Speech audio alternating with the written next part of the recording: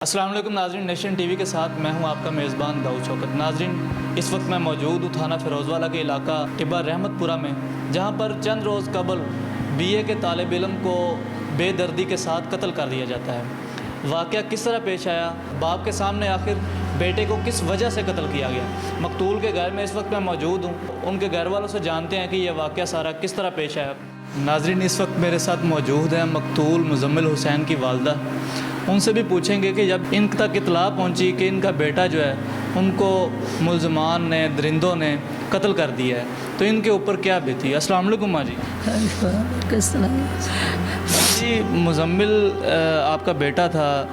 जब ये वाक़या पेश आया, आखिरी दफ़ा क्या बात हुई उसके साथ? भाई नमाज पढ़ के आया ने मैंने ये क्या, मैं क्या बेटा रोटी खा ला। कहता अम्मी मैं बस बाहर रोन ला के ना पेपर सी पेपर की तैयारी करके ना आ के मैं वापसी च रोटी खाना, वापस आना नहीं उन्होंने हुक्म होया। आपने उसको खाने का कहा, लेकिन उसने कहा कि मैं मतलब पेपर की तैयारी करने के बाद खाऊंगा। हाँ जी, रोज़ ही जाता सी, रोज़ ही पेपर की तैयारी करके आ के रोज़ रोटी खाता सी। उस दिन भी उन्हें कहा मैं अम्मी आ के रोटी खावांगा। मैनू की पता सी मेरे बच्चे ने वापस आना, उन्होंने हुक्म ही नहीं होना। मैं अपने बच्चे को ना ही जान देंदी। ज़ालिमां ने बेदर्दी के नाल मेरे बच्चे को मारिया है। मैं बच्चे ने एक घुट पानी का नहीं पा सकी। बेदर्दी ने पता नहीं कैसे मेरे बच्चे तरस के कैसे जान निकली है। मैंने तो किसी ने खबर दी तेरे बच्चे ने गोली लगी है। उन्हें मैंने फाड़ के मोटरसाइकिल से भाग लै गया, आंदा तेरे बच्चे गोली लगी। मेरी जमीन जड़ी बड़ा चले, मैं कोई अपने मेरा बच्चा बहुत नेक सी, पढ़ाई कर रहा है, कुछ नहीं बनाया। बाद में छोटे छोटे बच्चे पाल के अपने बच्चे ने इस उत्ते लिया। मेरा बच्चा पढ़ के पाकिस्तान की हिफाजत करेगा। और दिल के शौक सी, 2 पेपर है गया सी, माँ मैं फौजी बनना। मेरा बच्चा फौजी नहीं बन सकिया। ज़ालिमां ने पहले बेदर्दी दे नाल मेरे बच्चे को शहीद कर छड्डिया। मैं एक माँ हो गया, अपने बच्चे को कैसे अपने बच्चे को बन सकती। सारे बच्चे मेरा बच्चा लैक सी, कोई सी, इस ज़ालिमां ने मेरे बच्चे को बकिया। बहुत तो बड़ा बच्चों का प्यार होता है। कोई आपके साथ कोई इस तरह बात की हो कि मेरी किसी के साथ अदावत है, झगड़ा है, किसी ने मुझे कोई बात की है इससे वाक़या से पहले? बच्चे ने कोई गल नहीं की है, ना कोई ऐसी गल दसी है, ना झगड़े की, ना रात भी उधर लेट आया अकैडमी, उधर पेपर की तैयारी कर रहा। मैं पूछा मुज़म्मिल लेट आया, अम्मी में पेपर की तैयारी अकैडमी सी, पेपर की तैयारी की है। आ के उन्हें रोटी खाधी, सौ गया। कोई गल नहीं उन्हें की है ऐसी जी मैनू उन्हें दसी हो भी आ गल हुई नहीं। झगड़ा उसका किसी नाल है ही नहीं सी, है किसी ने झगड़ा ही नहीं सी करता, ना घर ना बाहर, हर पासे मेरा बच्चा देख सी। कितनी देर बाद आपको पता चला कि आपका बेटा इस दुनिया में नहीं पता रहा? लग गया थोड़ी देर बाद, कोई बच्चा सी वो जा रहा सी, उन्हें वेख्या ये मुज़म्मिल उन्हों का है।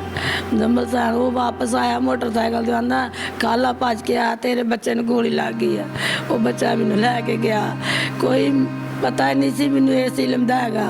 बेदर्दी आपने उसको देखा, अपने बेटे को लाश पड़ी हुई देखी, तो क्या बीती, क्या महसूस किया? कोई बड़ा कुछ मेरा कलेजा फट गया उस वक्त। मुज़म्मिल साहब मैं मर जाती इस काम नाल, जवानी की मौत मेरे तो नहीं बर्दाश्त हो सकती। मैं निके निके बच्चे, मैं बहुत ऐसे करता, मेरा बच्चा मैनू नहीं भूल सकता। गोली मारने को लात दे बाहर मार देंगे, मेरा बच्चा मेरे कोल च होता इस तरह मेरा बच्चा मेरे नाल जुदाइयां कोई ऐसी बात जो आपको बड़ी याद आती हो कि मुज़म्मिल प्यार से किसी टाइम मेरे साथ बैठा हो तो इस तरह की बातें करता था कि माँ जी मैं ये करूँगा, आपके लिए ये करूँगा, कोई ऐसी बात? माँ जी मैं ते सारे बच्चे जड़े ना मैं आप खुद ही नौकरी दे लाने ने। आप तो जड़ा छोटा सी आंदा मैं किसी की सिफारिश नहीं लैनी। अम्मी मैं सारे बच्चे अपनी अपनी मर्जी नाल ही नौकरी दे लवाउणा। छोटे नूं मैं पुलिस दी नौकरी लवाउणा, दूजे नूं मैं वो नौकरी अपनी मर्जी दी नौकरियां लवाउणियां ने। मैं पहला फौजी बन लवां, फिर मैं सारे गिले शिकवे ताड़े दूर कर दियांदा। मैं जाना चाहता था। हाँ जी बिल्कुल, फौज में छोटा जहा सी, वो दिल की यही ख्वाहिश सी मैं फौज च जाना। फौज लगदा लगदा आप तुर गया। सारे बच्चे यही आंदे ने अम्मी सानू नौकरियां ते लाउंदा लाउंदा आप गा तुर गई सारे बच्चे जेड़े ने पुलिस से और हुकूमत पाकिस्तान से आप क्या मुतालबा करें?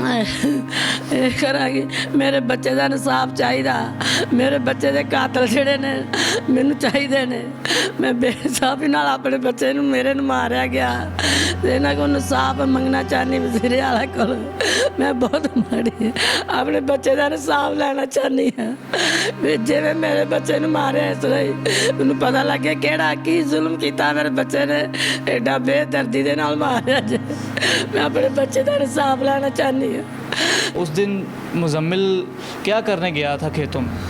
ਸਰ ਮੁਜ਼ੰਮਲ ਆਮ ਰੂਟੀਨ ਦੇ ਮੁਤਾਬਕ ਰੋਜ਼ਾਨਾ ਹੀ ਸਵੇਰ ਦੀ ਨਮਾਜ਼ ਪੜ੍ਹਦਾ ਸੀ अच्छा ਤੇ ਸਵੇਰ ਪੇਪਰ ਦੀ ਤਿਆਰੀ ਯਾਨੀ ਬੀਏ ਦਾ ਸਟੂਡੈਂਟ ਸੀ ਉਹ ਆਪਣੇ ਪੇਪਰ ਦੀ ਤਿਆਰੀ ਵਾਸਤੇ ਰੋਜ਼ਾਨਾ ਹੀ साथ ही गांव के 4-5 एकड़ दूर ਅਸਾਂ ਪਹਿਲੀ ਠੇਕੇ ਤੇ ਲਾਈ ਹੈ अच्छा उथे रोज़ाना ही तैयारी करता सी दो नामालूम अफराद मोटरसाइकिल पर आए उन्होंने मोबाइल की खातर मोबाइल छीनने के लिए उसे कहा तो वो उसने उस लड़के मेरे बेटे ने उनको मोबाइल नहीं दिया आगे से मुजामत किया मज़ामत की इसलिए उसने मज़ामत की कि साथ हम मैं और मेरा भाई और 3 और अफराद थे हम 5 अफराद जो है ना साथ ही चारा काट रहे थे हमारी भैंसों के लिए मेरे दूसरे दोस्तों ने उन्होंने देखा है ये फाइल अच्छा आप उधर मौके पे मौजूद हैं? तकरीबन थोड़ी दूर असी चारा काट रहे थे अच्छा आप ये सारा वाकया जो है वो उधर देख रहे थे मौके पर? मैंने नहीं देखा लेकिन जो साथ उन्होंने देखा है जो साथ आपके थे वो चारा काट रहे थे उन्होंने देखा है लेकिन वो जो ही उन्होंने ये मामला किया तो वो फाइल लगा कर ना मोबाइल उसने लड़के ने नहीं दिया क्योंकि उसमें उसकी डॉक्यूमेंट्स थे तो उन्होंने जाते जाते जरा ना इसको फाइल लगा दिया। जब आपने अपने बेटे को उधर अपने आंखों के सामने इस तरह कत्ल होते देखा क्या बीती क्या ज़हन में सोच? क्या बता सकते हैं ये तो ना बताने वाली बात है क्योंकि एक बाप का जब बेटा इस तरह से बेदर्दी के साथ इस तरह